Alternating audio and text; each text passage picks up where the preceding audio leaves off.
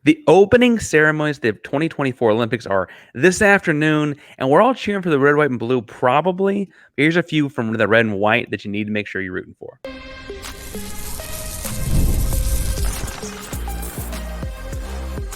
You are Locked On Cougs, your daily podcast on the Houston Cougars, part of the Locked On Podcast Network, your team every day. Welcome to Locked On Cougs, daily podcast about your Houston Cougars. I'm your host, Houston-born teacher and coach Parker Ainsworth, and I am joined by Sam of the Scott and Holman Pawdcast. Now, Sam, we typically ask a little goofy question as a question of the day. Is there a French cuisine that you are a big fan of? I mean, everyone likes a croissant, right? Yeah, we'll go a little bit more off the beaten path. I've had it like 4 or 5 times in life, so I can't say I'm a connoisseur of it per se. Escargot is quite good. Like, you have to kind of work on the mentally, like, this isn't snails. I'm not eating snails, but like it is quite good. You get good buttery sauce with it. So I would say that's my answer. Escargot, and a little crazy there. If you want something, if you're listening, you're like, I don't know, man, I don't think you're gonna ever be able to sell me on snails. That's fine, but I would hardly recommend escargot. They have a lot of butter, cheese. Everything's good in a baguette. If you've got something you're thinking of, tell us in the comments down below if you get this podcast. Today, Sam is coming on as a guest of one of the hosts of Scott and Holman Pawdcast because they cover everything. And I've told them, and I'll tell them again, I'll tell them over and over again, I'm amazed at how in detail they cover every sport on campus, and it is the Olympics. Again, opening ceremonies are, as this comes out, Friday morning, Friday afternoon. A number of Houston Cougars made the trip to Paris to compete, and I want to highlight some of those names and get Sam to help give us a little bit of lowdown, because Louie stole the show this spring, so I think people know his name. Other people, I think we need to hear a little bit about. Big picture, though, I want to give my 2 cents, then hear your take, Sam, because the Olympics are every 4 years. We're all going to act like, experts on the backstroke for 2 weeks, and then we're not. Some of us won't think about it again for another 4 years. I really do think that the Olympics ought to be all of these sports where, like, the Olympics is the pinnacle. Whereas, like, basketball, if you ask a pro basketball player, they're going to say an NBA Finals is probably the pinnacle, where the Olympics might not be. Soccer, it's an under 22 team or whatever it is now because of the World Cup. I think those should get the Olympics ought to be folks like who we're about to talk about. Am I wrong there?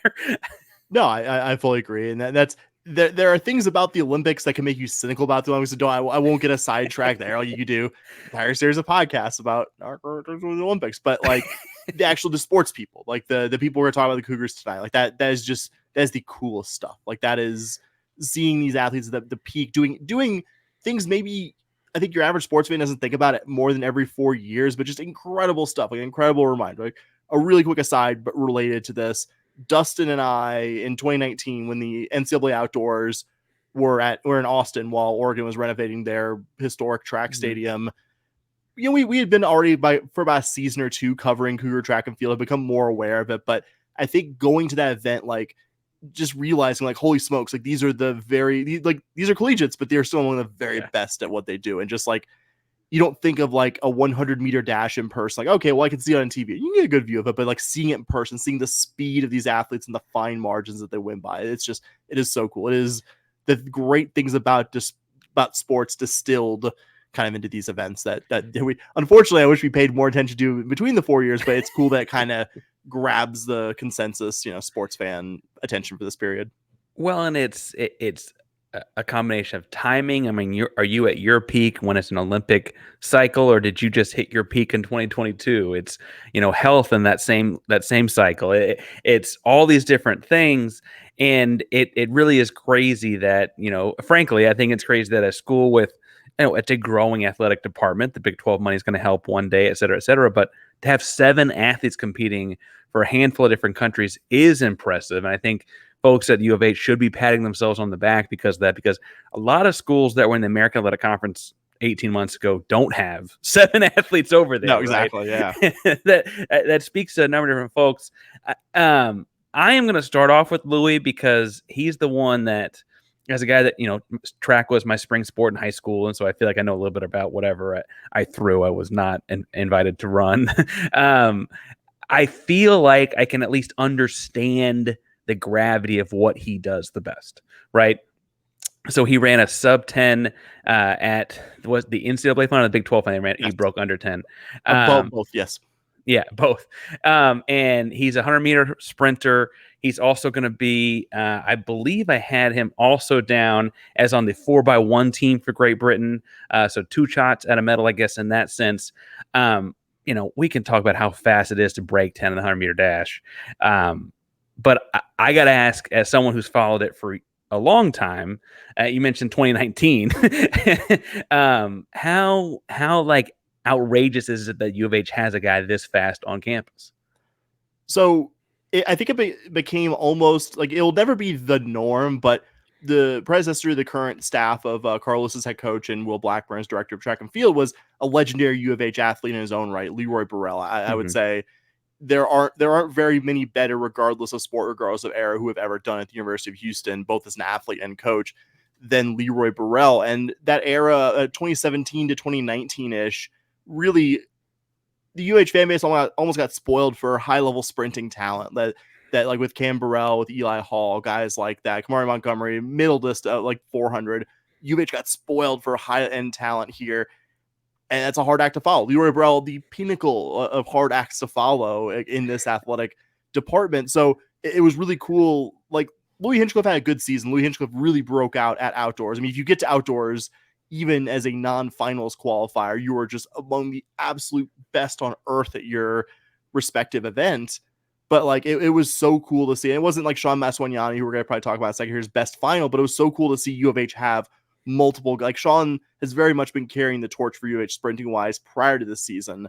And it was cool to see 2 U of H guys back out. They have multiple H-Town Speed City guys in the finals, in those 8 lanes to decide the national champion in the 100. So that was the really cool part. And also, I think, speaks to the program post Leroy Burrell, a very hard act to follow, that U of H, without one of the best developers of sprinting talent that there's ever been at the collegiate level, still has someone who's incredibly good at there, and Carl Lewis.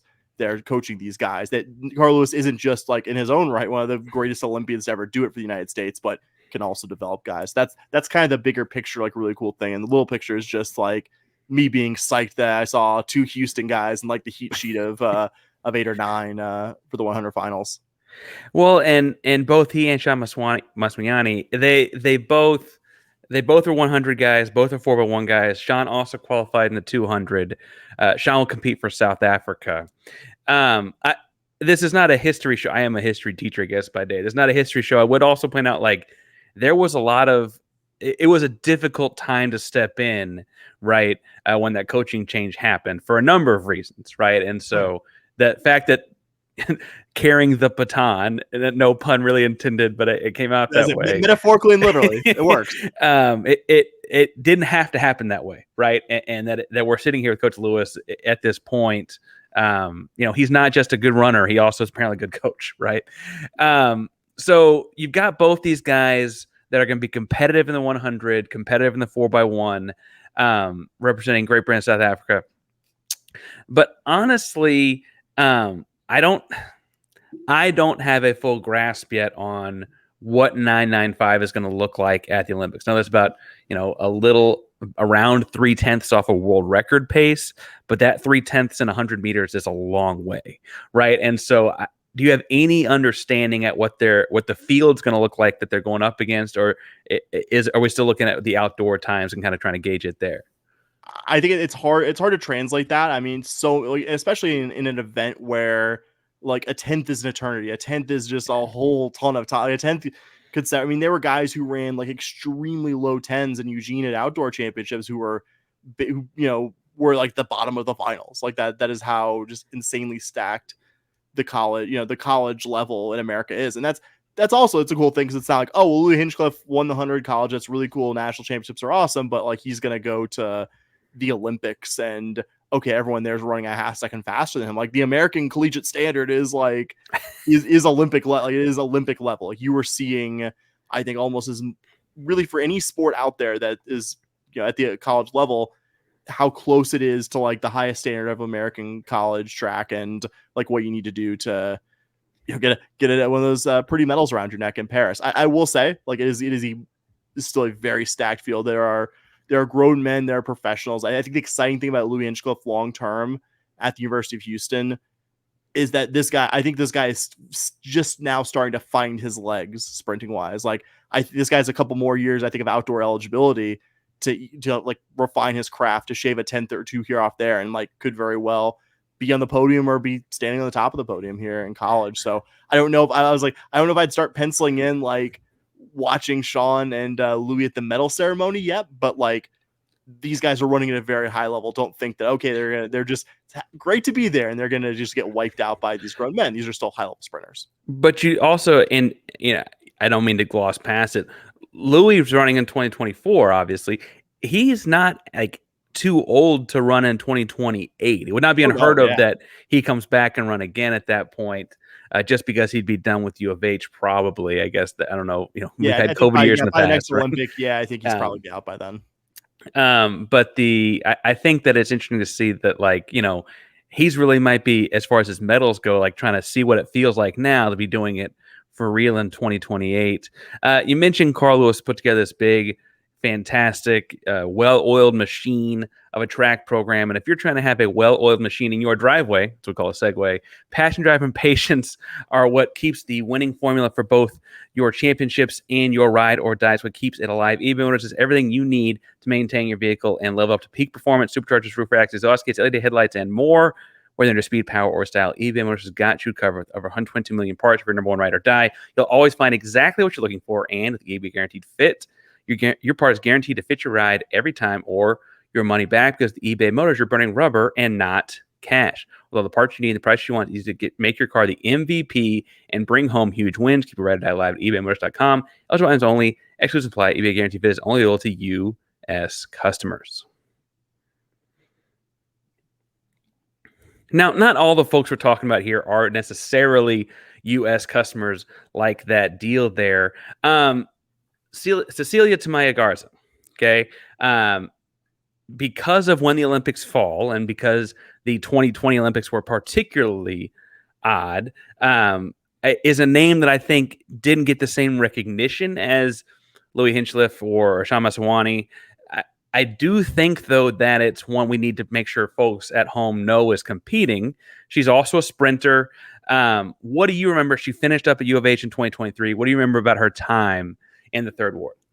So we'll always remember about her, and she was a high-level sprinter at the conference level, the 100, 200, 4x1, like those kind of events. I want to say she did the 60 in the indoor, but I'm a little fuzzier on that. But what I always remember is she was always one of the top female sprinters, but it always felt like she would get to outdoors and it would always be just like a comically like small margin, like, oh, Celia Tamayo-Garza by like 0.003 of a second, like missed the cutoff. Just like was a very good athlete, and it was always, it would just be like, God, like happy for all of our achievements. Like why couldn't she like finally broke through? Because she was a very good athlete. So that's why, and I think I said this on the podcast this week when we talked about Olympians, like that's why it was especially exciting for me to see like her name among the Cougar Olympians, that she gets a chance to represent Mexico on the biggest stage, because she was always like during the Cougar track off season, like competing at a high level, like I think Pan American Games and the various other things that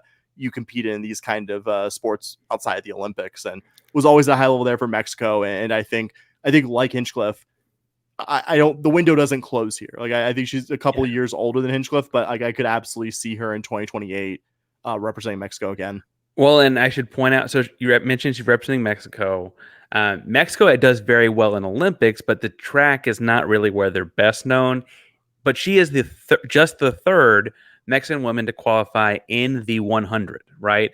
And so I think that kind of speaks to, like you said, she probably runs again in 2028, just because in terms of the nation she represents, she's going to be the same kind of quality runner relative to her peers and fellow Mexican nationals come 4 years from now. And so she is a tad bit older, but I wouldn't rule that out either as making this a trial run to hopefully make it again in 28, just because Mexico's going to need the runners. She's not the only woman competing. I want to ask you about Alondra Ortiz. She's on the younger side. She's a swimmer. I have down that she's competing in the butterfly Yep. She'll be representing Costa Rica in this Olympics. She's been representing Houston for, I guess, a couple years now. Yep. She just finished her sophomore season. I don't know a whole lot about swimming in general. I know Michael Phelps was really good at it once upon a time, and that's about it. And so I would love some insight as to what you can tell us about Ortiz and swimming in general. Yeah, so she just finished her second season. I think to give you and all the listeners kind of a general idea, speaking of hard acts to follow, the current Cougar head coach, Tanika Jamison, who just finished her third season at U of H, followed probably the greatest swim coach specifically in U of H history, and Ryan Wakamark. U of H has a good diving history, didn't really have much swimming history before he got there, and eventually won, I believe, I can't remember if it's 4 or 5 American Conference titles in a row before accepting the same job at his alma mater, the University or Auburn University. And like had a pretty senior heavy roster. So Tanika Jamison comes in, extremely young roster, a lot of international freshmen. I think kind of surprisingly win the AAC her first season. I think by a really narrow margin, win it pretty dominantly her second season, and I think really exceeded me and my co-host expectations by being the best non-UT swim program on the women's side in the Big 12. Like UT has won their conference, I think almost 50 years in a row. So it's kind of okay. Like you're not going to win that, like, but to be the best non in a much tougher league, I think really impressive. And Ortiz has been a big part of that on the swimming side. Like she's only finished her second season, like I said, but like she's really has done a lot.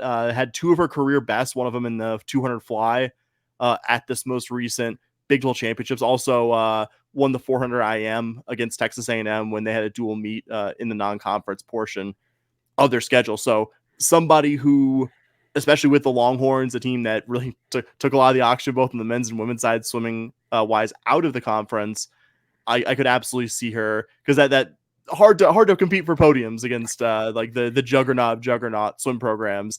And I think you could see her on a podium, if not potentially winning some events in the Big 12 in her last 2 college seasons. Exactly. I would say, I don't mean to say like anyone's ducking anyone, but with conference realignment, that actually kind of helps this program a lot. Oh, yeah. It helps open the door for a lot of people in swimming and diving, but it certainly helps Alondra Ortiz. I have down that she also did very well at the Pan Am Games in Santiago. That's right. Swimming the 200 meter. And you know, I don't know a whole lot about the different strokes. I can kind of tell the difference when they're on TV, but the butterfly looks exhausting. And so I'm only impressed when that kind of stuff happens. She's not the only swimmer either. Elizabeth Jimenez is actually a year younger, if my notes here are correct. Yes. She'll be representing the DR. She'll be doing the 100-meter backstroke for the DR. She also did well at the Pan Am Games, well enough to get into the Olympics. Jimenez is much younger, but what can you tell us about Elizabeth? Actually, the 100 backstroke, which is the event that she's going to be representing the Dominican Republic in, she actually swam her best collegiate time, I think best time period in her swimming career at this most recent Big 12 championships. One of U of H's top performers, was part of the 400 medley relay that finished 4th there. It tells you how stacked they are in this event that she was only 12th fastest among all swimmers at the Big 12. I mean, there's a lot of people competing, right. So 12 isn't bad, but like tells you how insanely stacked it is. But good event for her specifically, and yeah, I think swimming you gotta put that same category as track and field, is that like the cream of the crop standard of swimming isn't that far off the Olympic standard. Well, and it's just fascinating that, like, you know, I would argue outside of men's basketball and really in women's volleyball, and you'd think UA had a bunch of struggles transitioning to the Big 12, and as we're polling here individually in these sports, some people actually, it's just the team concept might not have scored as well. But we have some strong individuals that are going to make this summer very, very interesting. If you're looking to make your summer a little more interesting as you're sitting around watching sports, whether it's baseball, women's basketball, the Olympics, football starting soon, whatever you're doing, FanDuel is finding a way to make it more interesting each and every day, because this summer, all customers get hooked up with some type of a boost or bonus daily. That's right. There's something for everyone every day all summer long. Sam, I know you got a Rockets hat on, big Houston sports guy. I've been telling people since mid-May, like, just go ahead and get on the Astros now. It's going to turn around. Look at where we are, right? It just need to get a little healthy, get the arms back.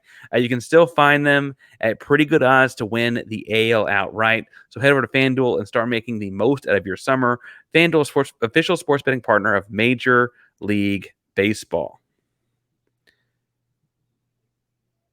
All right, now I don't mean to, have the elder statesman go at the end here. She's not very old, but we've talked about folks that you could have watched compete as recently as the last 18 months at U of H, and we've even talked about some of them. This might be their first of a couple Olympics. Tristan Evelyn doesn't quite qualify there. She's going to be running the 100 in track for Barbados. And this will be her second game. She actually competed in Tokyo as well. And she ran 11.4 in the 100 there. Her career is a little bit further removed. And I don't mean to, 2 Olympics in general is better than anything I've ever known in my professional career. So I don't mean this in a way that's belittling. I don't know how many Olympics she has left for us to watch her in, right? I just 2 is a lot. And I don't know, how would you describe her career at Houston at this point 3 years ago? And then if you remember anything about that Paris Games, I got her time down. Do you remember anything about when she competed in Tokyo? That she was out in the first round. I think she qualified, but was out after the first round in the 100. Do you remember her from the U of H at all? I mean, again, was a stud in the American for sure. Yeah, I would say she was. She ended her career. I think quite well at the 21 outdoors. Was her time in the program ended at the same time that Leroy Burrell stepped down and took the same job at Auburn. Was part of like that program during that period, not just her, but Mario Burke and some others that I'm probably forgetting at this point. That program at the time did an incredible job finding Caribbean sprinting talent, and not just convince them to come to the University of Houston, but obviously with Leroy Burrell and Carlos at the time as the assistant and sprinting coach, really did a great job developing too. And I think Tristan Evelyn, best example of that. And I think from the junior college ranks as well, competed for Monroe up in New York. Started her career as a Pan Am Games. I think the Pan Am Games have come up a few times here. That was kind of her introduction to international competition there as well. Was a sprinting specialist, was part of the 4x1 when the Cougars were kind of really, I think, getting a lot of their points like at the highest level, at the outdoor championship level, from the sprinting events and the sprint relay, some of the hurdlers from that period as well. I was very, very good sprinter. Always kind of a little bit less extreme example, I think, of some of the stuff Tamayo-Garza did. Felt like a lot of times that she was just like a hair off or just like a little thing here or there from like being on the podium, but was an all-American standard level sprinter by the end of her collegiate career. Well, and again, this kind of thing we talk about, we like watch it every 4 years. People might only remember that she ran in Tokyo for, I guess this actually was just 3 years ago, right? Because that whole pandemic thing. But I do think that it's not like you mentioned the Longhorns earlier in their swim program. They're not not represented by Kevin Durant just because he finished in 2007 or whatever, right? Like they're still a Cougar out here competing. In the same vein, you and I did not remember or realize that the Great Britain diving coach is going to also have UH connections. Jane Figueredo was the U of H diving coach from 1990 to 2014. I think you alluded to how strong the program was under her before changing of the guard. Not that it needs a whole lot of belaboring, because the athletes compete, the coaches kind of strategize, and those kind of, especially in those kind of sports, it's more about the training leading up to the games, right? But a pretty cool moment, I would say, to see another U of H connection in the pool. Yeah, and some I was gonna say somebody who produced a fair amount of high level, usually international divers during their time coaching divers at the University of Houston for the almost 25 years there as well. I mean, that kind of thing, not surprisingly, like ability to develop divers at the collegiate level versus, the Olympian, kind of the next step beyond that. I think not surprising. That translates. I think that tracks. I would say one thing, by the way, that connects both programs really well. I would say the two most painful what ifs for me as it pertains to U of H and like the COVID pandemic and when that set on the spring of 2020 was like the track program was setting up for a really strong outdoor season later in the spring that year. And Cougar swimming and diving at that time sent like a record number of swimmers to the NCAA. Like U of H wasn't going to win or probably even get top 3 at the NCAA championships, but like would have absolutely put up the most points by a dramatic margin in program history. Like and I'm glad saying a lot. I think basically everybody on this list except Louie Hinchliff and the two swimmers were like Tamayo-Garza, Evelyn, and Maswanganyi. I think Maswanganyi came in the year after, but overlaps with a lot of the athletes that we talk with tonight.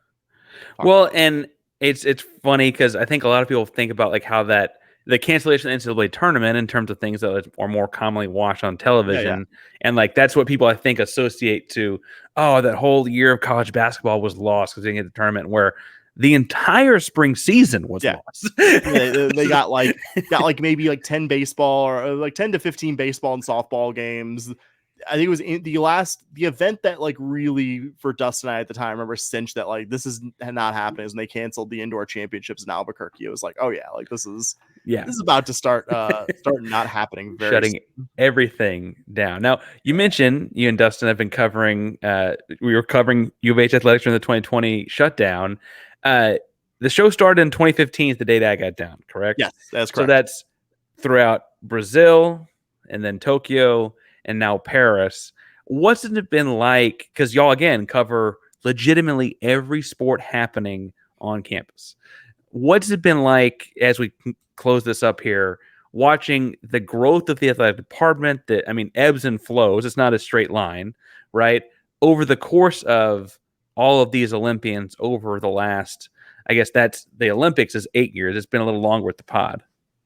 Yeah, so I was gonna say the nine-ish years since we made the fateful decision to start doing this, I think it's really cool to see like how many different athletes. Like, not that this wasn't a really good track program, but this is definitely the most athletes I feel like we've had to talk about from the most different sports since it started happening. And I think that's definitely a reflection of the thing I talked about, the swimming and diving program with Ryan Walker-Merker really improving that and like making a program like Alondra Ortiz and Elizabeth Jimenez predate that coach, but the fact that it was a program that these two good international athletes wanted to go to, because of like these improvements and the way the track athletes have developed under, Leroy Burrell and Carl Lewis, depending on when they were here, just speaks to that program's ability to develop high level athletes. So I think it is not coincidental. It is not just like, oh, well, you're a, large athletic department, you'll just luck into an Olympian here or there. I think those athletes are direct reflections of the improvement, in the long-term little picture successes of the programs they came from and competed with for our alma mater. Well, and they're not competing in the United States, so it might not stick out as someone you should be rooting for, but there is Cougar pride in this. If Louie Hinchliff were to medal in 24 or 28, you bet your butt that they'd be cheering that on at the that deserves front page news. And he's like he's a U of H athlete right there. I mean, that ought to be a bigger deal. As I said, and not that, again, with Carl Lewis there, like your program inherently and Leroy Burrell before, inherently you have Olympic connections. It's always going to be connected to the program, but going back to the days of Tom Tellis coaching the program, but like it is still like Louie Hinchliff, if he gets on the podium, that's an incredible like endorsement of this program. And like, hey, prospective sprinter who has like 3 or 4 other really good programs interested. Like the University of Houston just developed this guy who was like, he was a good sprinter at Washington State, but wasn't like a guy who looked like he was on a collision course for winning the whole 100 dash at outdoors.